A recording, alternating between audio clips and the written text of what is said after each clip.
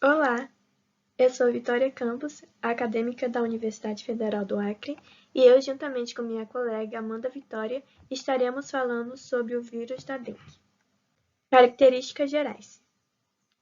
Integrante da família dos flavivírus, é classificado como arbovírus, isto é, aquele que é transmitido por um inseto ou outros artrópodes.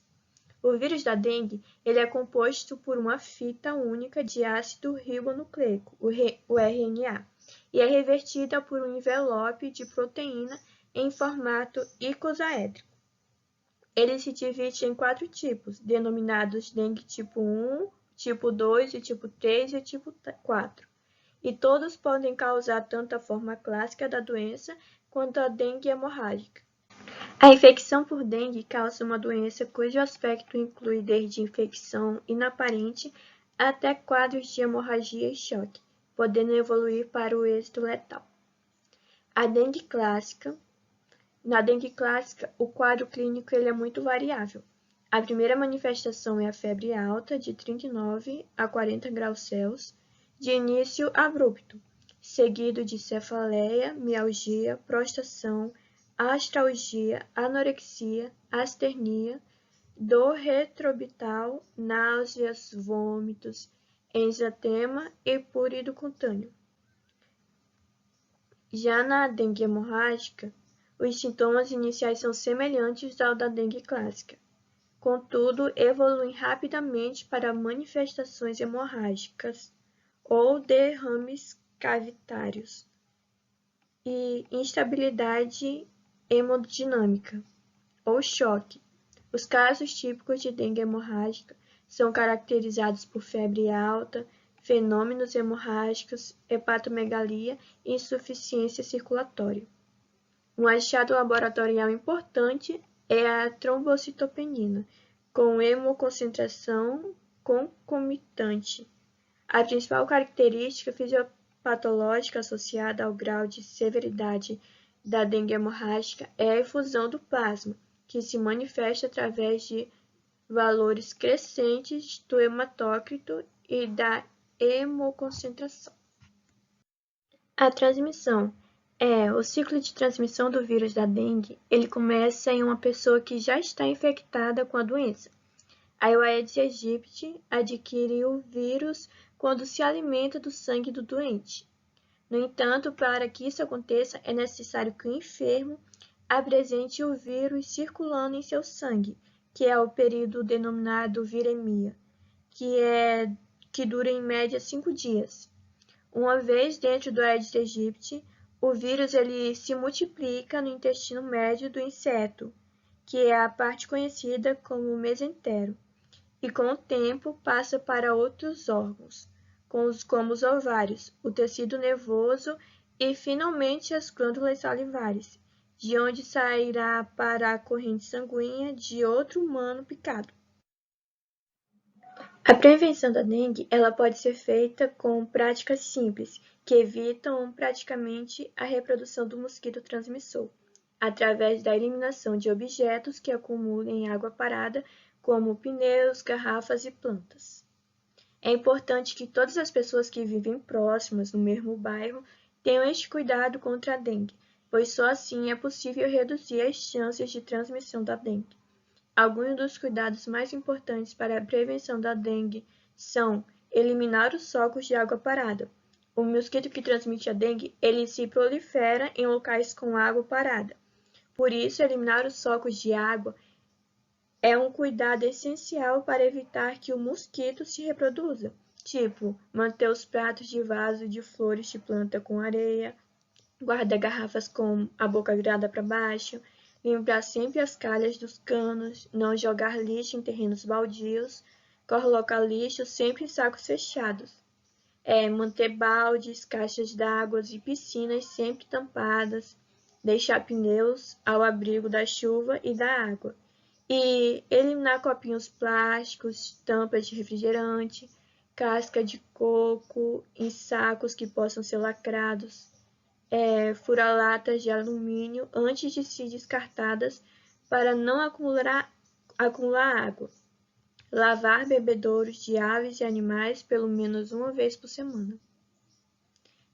Caso uma pessoa identifique um terreno baldio com lixo acumulado e objetos com água parada, é preciso avisar uma autoridade competente, como a Agência Nacional de Vigilância Sanitária, e também aplicar larvicidas em locais com bastante focos de água parada, como depósitos de sucata, ferros velhos ou lixões, e reutilizada a aplicação de larvacidas, que são produtos químicos que eliminam os ovos e as larvas do mosquito. Entretanto, essa aplicação ela deve ser sempre feita por profissionais treinados, sendo indicada pela Secretaria de Saúde ou das prefeituras. Pesquisadores do Instituto Butantan estudam a produção de uma vacina contra o vírus da dengue. Ela ainda não tem previsão de distribuição à população, mas os ensaios clínicos estão bem avançados. Esse imunizante usa a técnica de vírus atenuado contra a dengue, utilizando os vírus enfraquecidos que induzem a produção de anticorpos, sem causar a doença e com poucas reações adversas. O imunizante será tratavelmente protegendo dos quatro tipos de dengue, os tipos 1, 2, 3 e 4. Bom, a patogenia do vírus da dengue. A patogenia do vírus da dengue ela é bem complexa, né? Mas assim, após serem inoculados, né? Após os vírus eles serem inoculados através da picada do mosquito, o vírus da dengue ele vai fazer uma primeira reaplicação em células musculares estriadas, lisas e fibroblastos, bem como nos linfonodos locais. Dessa forma, irá ocorrer a multiplicação desse vírus, dando início à viremia, que vai ser disseminada por todo o organismo. Os vírus eles podem circular livres no plasma ou no interior dos monócitos ou macrófagos. Sabe-se que o vírus da dengue, né, ele tem tropismo por células fagocitárias, as quais são os maiores sítios de replicação viral. Os sintomas gerais da dengue, como a febre, o mal-estar, eles vão surgir após um período de inoculação, incubação, de 2 a 7 dias, coincidindo com a viremia. As mialgias elas são consequências, em maior parte, por causa da multiplicação viral do vírus no próprio tecido muscular, e são acometidos inclusive também os músculos oculomotores, sendo responsáveis também pela cefaleia, que muitos pacientes apresentam. Bom, a febre da dengue, nas formas indiferenciada e clássica, é autolimitada, e o desaparecimento da doença ela vai coincidir justamente com o aparecimento de vigorosa resposta imune. Os anticorpos, principalmente os que se ligam a epítodos da proteína E, eles vão promover a lise do envelope ou o bloqueio de seus receptores, com consequente neutralização viral. A proteína E localizada nas epículas do envelope do vírus da dengue é fundamental para a ligação viral ao receptor da membrana e ela possui os mais importantes domínios antigênicos desses micro-organismos. Os epítodos da proteína E, eles definem a produção de anticorpos específicos para o tipo viral e para o gênero dengue, né? E podem ser detectados por múltiplos testes sorológicos. Então, a estrutura da proteína E é uma estrutura tridimensional que consiste de um complexo dímero com duas subunidades idênticas. Os dímeros da proteína E, quando expostos a pH ácido, né, o pH aí menor que 6,5, eles sofrem uma transformação conformacional, sendo rearranjados em trímeros. Após a ligação viral ao receptor da membrana e a entrada da partícula no citoplasma por pinocitose, a conformação em trímeros da proteína E ela seria fundamental para o processo de fusão do envelope viral com a membrana endossômica. Os anticorpos contra a proteína E, eles são levados a epítodos existentes em toda a superfície externa da molécula. Então, toda a superfície externa da molécula vão ser levados esses epítodos. Os anticorpos neutralizantes, eles vão se relacionar à específica conformação do epíteto da proteína E nas regiões 1 e 2 para um determinado vírus. E os mecanismos de neutralização, eles vão se relacionar à dissociação desse dímero E pela presença do anticorpo, impedindo alterações conformacionais que levam à formação dos trímeros da molécula. Bom, a neutralização ela também pode ocorrer com anticorpos ligados à região 3, obstruindo o sítio de ligação viral ao receptor da membrana celular. Anticorpos produzidos contra o NS1, eles vão promover a lise viral, fixando o complemento. A NS1 com 40 KDA, ela possui atividade de maturação viral e é encontrada na superfície ligada à membrana da célula infectada, sendo também secretada. Bom, os anticorpos IgM, eles vão ser detectados a partir do 4º dia após o início dos sintomas, atingindo os níveis mais elevados por volta do 7º ou 8º dia, e declinando lentamente, passando a não ser mais detectáveis após alguns meses. Já as IgG vão ser observadas em níveis baixos a partir do 4º dia, após o início dos sintomas. Então, e vão começar a se elevar gradualmente, atingindo altos teores em 2 semanas e vão se manter detectáveis aí por vários anos, conferindo uma imunidade contra o tipo infectante, provavelmente por toda a vida. Anticorpos obtidos durante a infecção por um tipo de dengue também vão proteger da infecção por outros tipos. Entretanto, essa imunidade ela é mais curta, com duração aí de meses ou até mesmo ou poucos anos. Infecções por dengue em indivíduos que já tiveram contato com outros sorotipos de vírus ou mesmo outros flavovírus, né, podem alterar o perfil da resposta imune, que passa a ser do tipo anamnéstico, ou de infecção secundária, né, com baixa produção de IgM e liberação intensa e precoce de IgG.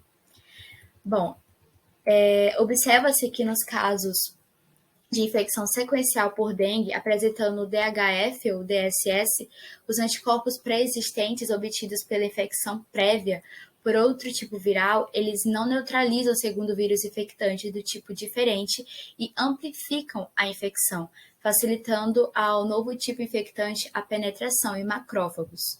Os vírus, eles também utilizam a porção Fc dos anticorpos ligados ao envelope para a ligação com receptores da membrana Fc-gama presente na membrana celular macrofágica. Bom, atualmente, né, foram descritos que pacientes com dengue, eles têm anticorpos de reação cruzada em um epíteto da proteína E é plasminogênico, né? A importância desses anticorpos causando uma eventual perturbação da fibrinólise e interferindo nos fenômenos hemorrágicos relacionados à doença ainda estão tentando ser mais avaliadas. Não apenas a resposta imune e as características próprias do indivíduo infectado, eles estariam associados aos casos graves da dengue. A cepa da dengue infectante nos casos de infecção secundária é reconhecida como um provável fator determinante para o aparecimento da dengue hemorrágica e sabe-se que a DHF e a DSS ocorrem em frequência desproporcional mais alta quando a infecção é causada pelo tipo 2, pelo dengue 2. Diagnóstico da dengue. Além da avaliação dos sintomas apresentados pela pessoa, vão ser realizados exames laboratoriais, como hemograma, exame de sangue, teste rápido, exames bioquímicos, né? E a partir da realização desses exames, o médico vai poder verificar qual é o tipo de vírus e assim iniciar o tratamento mais adequado para a pessoa. Falando um pouco sobre o exame físico ou exame clínico. Nesse exame, o médico vai consistir na avaliação do médico, né, a partir dos sintomas descritos pelo paciente, sendo indicativos de dengue clássica, sintomas como dor de cabeça intensa, dor no fundo dos olhos, dificuldade para movimentar as articulações, dor muscular em todo o corpo, tonturas, náuseas e vômitos, pintinhas vermelhas espalhadas pelo corpo, com ou sem coceira. E no caso da dengue hemorrágica, vão ser analisados sintomas como sangramento excessivo, que geralmente eles podem se manifestar como manchas vermelhas na pele, hematomas e sangramentos frequentes no nariz ou na gengiva. Bom, teste rápido. O teste rápido ele está cada vez mais sendo utilizado, né, devido à curta duração do seu exame, que dura em média aí 20 minutos. E esse exame ele consiste em detectar anticorpos, que é o IgG e o IgM, no sangue do paciente. E dessa forma, se identificados da maneira mais rápida, pode também iniciar o tratamento mais rápido. Só que esse teste rápido, ele ainda não é tão conclusivo, porque ele não vai mostrar ele não identifica a presença de outras doenças, que também são transmitidas pelo vírus da dengue, como a zika e a chikungunya.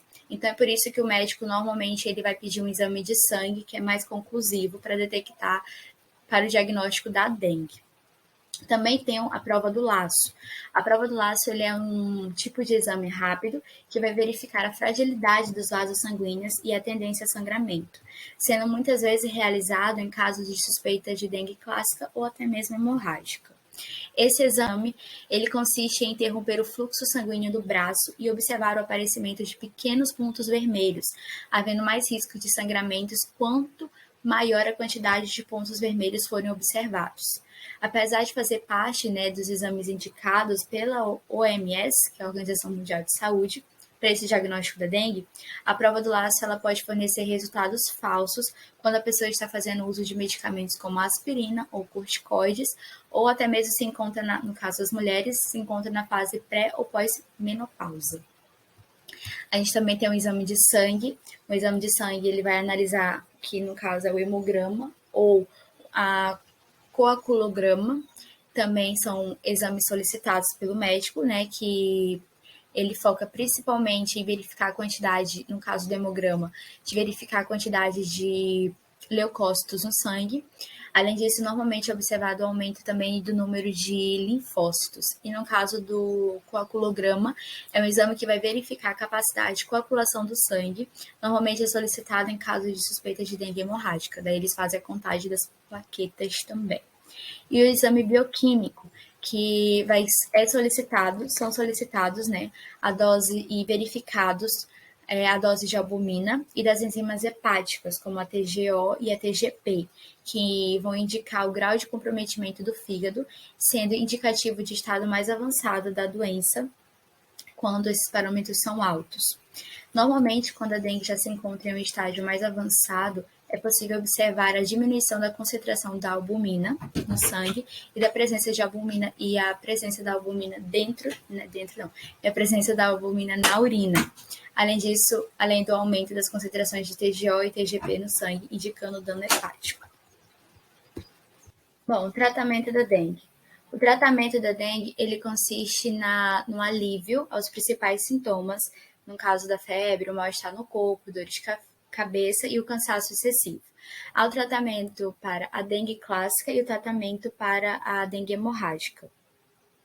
No caso desses sintomas, né, como mal-estar no corpo, dor de cabeça, cansaço excessivo, normalmente é indicado o uso de analgésicos, como paracetamol ou a dipirona. Durante o tratamento, é importante ter uma boa hidratação, ou seja, beber bastante água e fazer uso de soro de reidratação oral e soro caseiro, além de ter uma alimentação leve e que facilite também a digestão. Além disso, deve ser evitado o consumo de bebidas doces, como refrigerantes e isotônicos, pois são diuréticos e assim eles podem aumentar a desidratação, além de poderem agravar os sintomas de náusea e de vômito. Bom, o recomendado é que a pessoa ela retorne ao hospital, ao serviço de saúde, né, após 72 horas do diagnóstico da dengue, para fazer um acompanhamento médico e assim evitar que aconteça complicações como hemorragia e até mesmo desidratação. No caso da pessoa não conseguir fazer a hidratação oral adequada em casa, o que acontece normalmente com bebês, ou da febre não melhorar, pode ser que seja necessária aí uma internação hospitalar. O tratamento da dengue hemorrágica, que é a principal complicação da dengue, ela deve ser feita no hospital com uso de soro diretamente na veia e medicamentos para interromper a hemorragia e aumentar as plaquetas. As plaquetas que são justamente responsáveis, né, pela coagulação sanguínea, que com essa coagulação há a interrupção da hemorragia. Bom, além disso, quando a pessoa ela perde muito sangue, pode ser necessário a realização de transfusão de sangue para repor o volume de sangue no corpo e até mesmo repor as plaquetas que estiverem baixas no organismo. Em alguns casos mais graves, em que não consegue controlar essa hemorragia e a pessoa pode ter insuficiência cardiovascular e até mesmo choque, é indicado que esse paciente ele vá para uma internação na UTI, porque assim ele vai ter um acompanhamento mais rigoroso. Né? No hospital, os exames de sangue para acompanhar a recuperação e o estado de saúde do paciente, eles são repetidos a cada 15 minutos. E quando apresenta alguma melhora, esses exames eles passam a ser a cada 2 horas. Normalmente, né, a alta do paciente ela vai ocorrer depois de 48 horas após o fim da febre e quando a concentração de plaquetas já fica normalizada no organismo. Bom, além da hemorragia, a dengue ela também pode, em casos muito graves, ela também pode danificar o fígado, causando ali uma hepatite que precisa ser tratada rapidamente e em casos muito, muito raros pode haver danos irreversíveis no fígado, sendo necessário um transplante. Bom, diante dos sinais de melhora, né, a febre ela vai diminuir e vai haver um alívio na dor do corpo e vão surgir normalmente após 8 dias após o início dos sintomas. Aqui as nossas referências, né? Algumas das referências utilizadas para a produção desse trabalho.